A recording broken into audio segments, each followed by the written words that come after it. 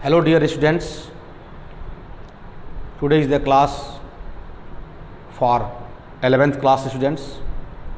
My heartiest blessings to you all. You know very well that we have studied a very important chapter which name is narration. We studied one by one, step by step very well, but we do not have any kind of exercise on narration. Today I am trying my best to make you understand by the help of exercise on narration. अर्थात प्रिय विद्यार्थियों, आज हम लोग narration पर कुछ exercise करेंगे और जानेंगे। प्रिय विद्यार्थियों, जनरली हम ये जानते हैं नरेशन जो पूछा जाता है वो जो डायरेक्ट नरेशन होता है, जो रिपोर्टेड स्पीच होता है, उसमें एक ही प्रकार का सेंटेंस दिया जाता है। ये चाहे तो असर्टिव से हो सकता है, इंट्रोगेटिव से हो सकता है, इंपरेटिव, ऑप्टेटिव या एक्सक्लेमेटरी से कोई एक हो सकता है। लेकिन प्रिय विद्यार्थियों, मैं आपको यह बताना चाहूँगा कि ऐसा कोई आवश्यक नहीं है कि सिर्फ एक ही प्रकार का सेंटेंस नरेशन में, डायरेक्ट नरेशन में, रिपोर्टेड स्पीच में दिया जाए। अक्सर कभी कभी रिपोर्टेड स्पीच में एक से अधिक प्रकार के सेंटेंस वाले उदाहरण भी दिए जाते हैं। मैंने 2 उदाहरण ब्लैक बोर्ड पर लिखा है, मैं इसको समझाता हूं, आप इसको समझने का प्रयास करिए। जैसे एक वाक्य देखिए, हमने लिखा है Rama said to me I do not want your help, kindly help my younger brother, when will you teach him tomorrow. ध्यान दीजिए, ये एक प्रकार का सेंटेंस है, I do not want your help, और दूसरा kindly help my younger brother, ये दूसरे प्रकार का, ये असर्टिव सेंटेंस हो गया, और ये kindly help my younger brother ये आपका इंपरेटिव सेंटेंस हो गया। फिर व्हेन विल यू, यानी कि व्हेन विल यू यानी कि इंट्रोगेटिव हो गया, यानी कि इसमें असर्टिव भी है, इंपरेटिव भी है, और आपका इसमें इंट्रोगेटिव भी है। ध्यान दीजिएगा, ये भले ही 3 हैं, लेकिन ये तीनों के लिए अलग अलग रूल लगेगा। यानी कि Rama said to me I do not want your help, अर्थात Rama said to me kindly help my younger brother, अर्थात Rama said to me when will you teach him tomorrow. यानी कि ये जो रिपोर्टिंग वर्ब है, रिपोर्टिंग स्पीच है, ये तीनों के लिए कॉमन है, या तीनों के लिए आया है। तो अलग अलग तो इसको हम बनाएंगे नहीं, लेकिन सब जगह हम पुनः, जैसे एक बार हम इसको बनाएंगे तो सेट के लिए अलग लिखेंगे, कामा डॉट कामा के लिए अलग लिखेंगे, फिर इसको बनाएंगे तो सेट के लिए अलग लिखेंगे, कामा डॉट कामा के लिए अलग लिखेंगे, फिर इसको बनाएंगे, सेट के लिए अलग रूल लिखेंगे। यानी जो जिसका जो रूल होता है उसको स्टेप बाय स्टेप हम अपनाते हुए चले जाएंगे। लेकिन यदि यही असर्टिव सेंटेंस है, फिर आगे असर्टिव सेंटेंस होता, फिर आगे असर्टिव सेंटेंस होता, तो उसको एंड करके हम जोड़ देते। बहुत इंपॉर्टेंट है, कठिन नहीं है, इसको कठिन मत मानिएगा। देखिए मैं कैसे बनाता हूं, आप समझिए। तो हम लिखेंगे रामा टोल्ड, यानी कि यह फर्स्ट सेंटेंस के लिए है, क्योंकि यह असर्टिव सेंटेंस है। टोल्ड मी दैट, आई को बदलें किसके अनुसार? रिपोर्टिंग वर्ब के सब्जेक्ट के अनुसार। क्यों? क्योंकि यह फर्स्ट पर्सन है, और हम जानते हैं कि first person is change according to the subject of reporting speech, and what is the subject? First person, and this is, तो ये क्या है? This is noun and this is pronoun, and what will be written for this noun? He, और ये किसमें है? Present indefinite noun. अब हम लोग क्या करेंगे? टेंस चेंजिंग स्टार्ट करेंगे। तो प्रेजेंट इंडिफिनिट का यह नेगेटिव सेंटेंस है, इसको हम बदल देंगे पास्ट इंडिफिनिट के नेगेटिव सेंटेंस में। तो ही डिड नॉट वांट। अब ध्यान दीजिए, योर सेकंड पर्सन है, सेकंड पर्सन को किसके अनुसार बदलते हैं हम? रिपोर्टिंग वर्ब के ऑब्जेक्ट के अनुसार। तो ऑब्जेक्ट क्या है? मी, यानी कि यह योर जो है वो इसके लिए आया है। योर क्या है? यू, योर, यू सब्जेक्ट के रूप में, योर पॉजिटिव केस के रूप में। तो मी तो यहां ऑब्जेक्ट है, और यह पॉजिटिव केस है, अपने की अंग्रेजी है, लेकिन हम यहां पर मी का पॉजिटिव केस लिखेंगे। तो मी का पॉजिटिव केस अपने की अंग्रेजी क्या होती है? माई, नहीं सॉरी, सेड टू मी, हाँ, माई हेल्प, ये हो गया। अब ध्यान दीजिए, यहां पर हम दोनों वाक्यों को जोड़ेंगे, क्योंकि इसको बाहर तो निकालेंगे नहीं, अलग से लिखेंगे नहीं, दोनों वाक्यों को जोड़ेंगे। तो एंड से जोड़ देंगे। अब फिर से यहां से सेड से शुरू हो गया, अब फिर से यहां से सेड से शुरू हो गया, यानी कि Rama said to me kindly help, यानी कि एंड क्या इंपरेटिव है, काइंडली रिक्वेस्ट वाला है, एंड रिक्वेस्टेड, एंड आप चाहें तो रामा रिक्वेस्टेड लिख सकते हैं, आप चाहें तो ही रिक्वेस्टेड भी लिख सकते हैं, एंड ही नहीं भी लिखेंगे तो भी चलेगा, ही रिक्वेस्टेड क्या kindly help my younger brother, he requested to, kindly हट जाएगा क्योंकि हमने काइंडली के बदले क्या लिख दिया, रिक्वेस्टेड लिख दिया, एंड रिक्वेस्टेड टू, और इन्वर्टेड कामा के लिए क्या आएगा, कामा इन्वर्टेड कामा के लिए इंपरेटिव सेंटेंस होने पर जब वह प्रार्थना वाला हो, ऑर्डर वाला हो, तो हम क्या लिखते हैं, टू लिखते हैं, तो टू, और वर्ब क्या बच गया, हेल्प, और योर सॉरी माई को बदलेंगे रिपोर्टिंग वर्ब के सब्जेक्ट के अनुसार। तो राम के लिए अपने अंग्रेजी क्या लिखेंगे, his younger brother, his younger brother.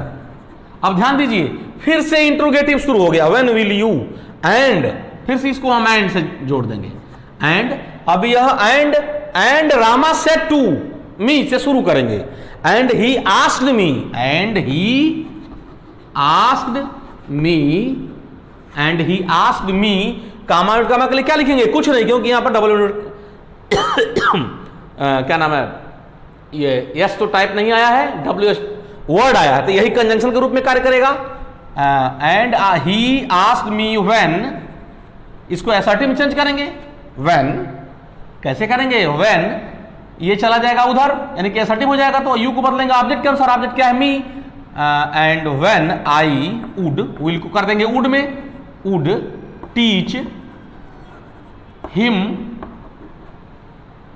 When and asked me, या and he asked me when I would teach him tomorrow का the next day, the next day. जब देखिए ऑनलाइन में कुछ फायदे भी हैं, ऑनलाइन क्लास में कुछ फायदे भी हैं प्रिय विद्यार्थियों, यदि इस चीज को समझ में नहीं आया तो क्लास में हमने पढ़ा दिया, वो चला गया एक बार, अब इसको आप जब बार बार सुनेंगे, बार बार सुनेंगे, बार बार सुनेंगे, तो आपका काफी कॉन्सेप्ट क्लियर हो जाएगा। तो ये हो गया आपका क्या, Rama told me that he did not want my help and he requested me, यहां रिक्वेस्टेड मी भी लिख सकते हैं, me to help his younger brother, and he asked, आप चाहे तो ये भी लिख सकते हैं, and he again asked me when I would teach him the next day. ऐसे एक उदाहरण मैंने और भी लिखा है, उसको भी मैं बताता हूं आपको, शायद और कॉन्सेप्ट क्लियर हो। मैं नीचे वाले नहीं लिखता हूं, मैं ऊपर वाला मिटाता हूं और नीचे वाले का सॉल्यूशन ऊपर लिखूंगा।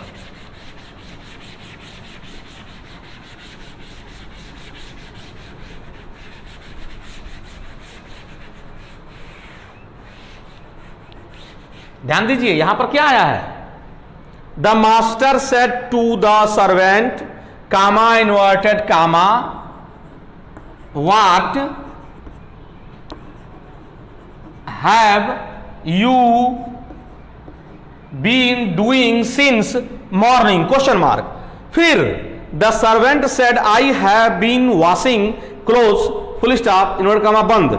फिर से the master said do not wash clothes now but go to the kitchen instead, यानी कि यह मास्टर और सर्वेंट दोनों लोगों में वार्तालाप होता है, हो रहा है, क्वेश्चनिंग आंसरिंग हो रहा है। तो पहले क्या हो रहा है, the master said the servant what have you, यानी पूछ रहे हैं द मास्टर, मास्टर क्या कर रहे हैं, पूछ रहे हैं, द मास्टर आस्क्ड, इंट्रोगेटिव है, आस्क लिखेंगे, asked the servant, asked the servant, comma comma के लिए व्हाट लगेगा, what have you been doing, you को बदलेंगे ऑब्जेक्ट के अनुसार, तो व्हाट ही हैड, पास्ट में चला जाएगा, had been doing since morning, since morning, full stop.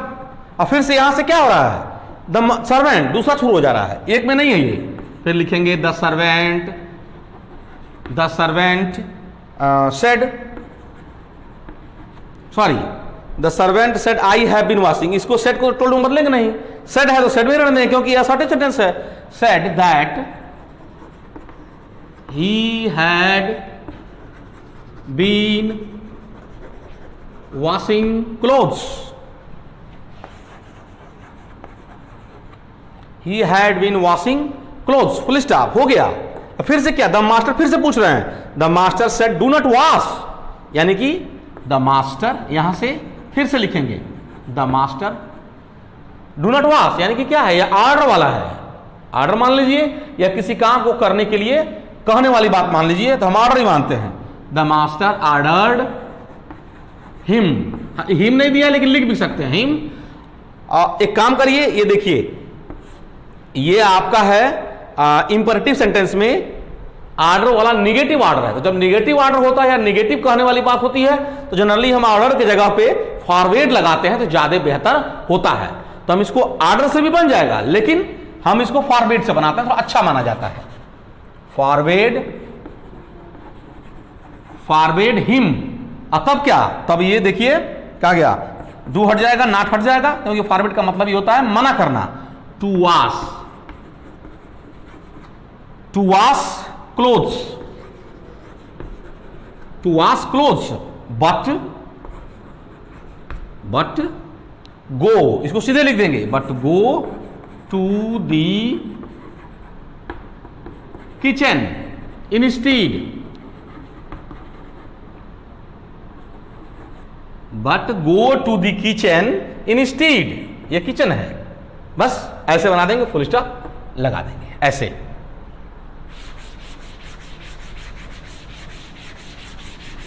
तो हमने क्या लिखा, हमने लिखा the master asked the servant what he had been doing since morning, फिर चेंज हो गया, the servant said that he had been washing clothes, फिर क्या लिखेंगे, the master forbade him to wash clothes but go to the kitchen instead. अगला उदाहरण लेते हैं, अगला उदाहरण लीजिए, एक आध उदाहरण और समझिए।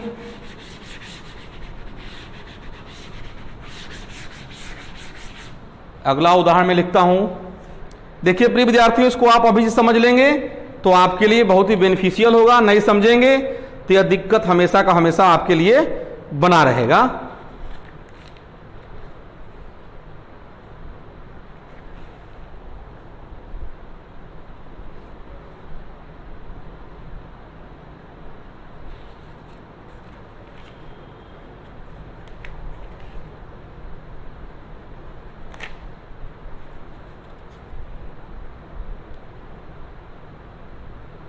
जैसे मान लीजिए आपका एक उदाहरण यहां पर दिया गया है,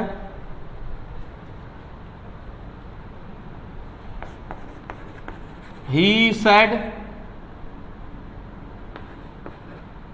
to me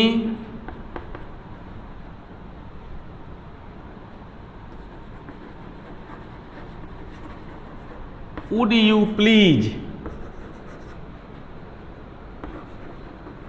lend me some money, question mark.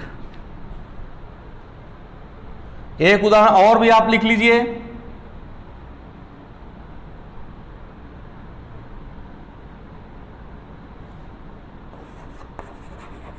I said to him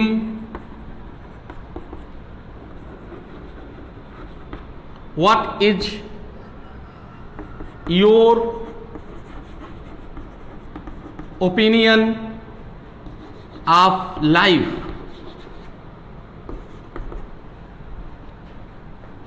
इसी का दूसरा कन्वर्सेशन हो रहा है, ही सेड नहीं, life is not a bed of roses, life is not a bed of roses was the reply. ऐसे अब ध्यान दीजिए, वुड यू प्लीज, यहां प्लीज भी आया है, लैंड भी आया है, यानी कि ये वर्ब है कि ये वर्ब है, तो ये वर्ब नहीं है, ये वर्ब है, सॉरी लैंड वर्ब है। कभी कभी कुछ वाक्य ऐसे दिए जाते हैं इंपरेटिव में जो देखने में, मैं बताया हूंगा इसको, जो देखने में इंट्रोगेटिव के जैसे लगते हैं लेकिन वास्तव में वो होते हैं इंपरेटिव में। तो ऐसी स्थिति में हम will you, would you, could you, can you भी कभी कभी आता है, इसको हम हटा देते हैं, प्लीज को भी हटा देते हैं और सेड या सेड टू को रिक्वेस्टेड में बदल देते हैं और कामा और कामा के लिए वैसे ही इंपरेटिव सेंटेंस की तरह टू हम लिख देते हैं और टू के साथ वर्ब को जोड़ देते हैं। कैसे? ही रिक्वेस्टेड मी, कामा ये हट जाएगा, वुड यू, कुड यू हट जाएगा, प्लीज हट जाएगा, रिक्वेस्टेड मी टू लैंड। अब मी को बदलेंगे किसके अनुसार? ही के अनुसार, to lend him some money, some money. ऐसे आई सेड टू हिम, तो I asked, I asked him what, your को बदलेंगे इसके अनुसार, हिज ओपिनियन ऑफ लाइफ वाह, यानी ये क्वेश्चन किया जा रहा है। और ये क्या कर रहा है? देखिए इसमें सेड या सेड टू नहीं आया है। Life is not a bed of roses was the reply, यानी कि यह रिप्लाई है, भले सेड नहीं आया है लेकिन इसमें सेड साइलेंट है। और इसमें ये क्वेश्चन कर रहे हैं, यानी कि आई क्वेश्चन कर रहा है और हिम जो है जवाब दे रहा है। तो हम क्या लिखेंगे? ही replied, he replied that, command का असर्टिव सेंटेंस है, that life is, हाँ, life is not a bed of roses, life is not a bed of, change नहीं होगा क्योंकि यह क्या है? एक प्रोवर्ब है। जीवन फूलों का सेज नहीं होता है, जीवन बच्चों का खेल नहीं होता है। ऐसे एक्सक्यूज मी, तो ये मैंने आपको 3-4 उदाहरण बताया, इसको आप बार बार सुनिए, प्रयास करिए, प्रैक्टिस करिए, तभी आपको आएगा, अन्यथा नहीं आ पाएगा। आज का वीडियो मैं यहीं बंद कर रहा हूं। Thank you very much.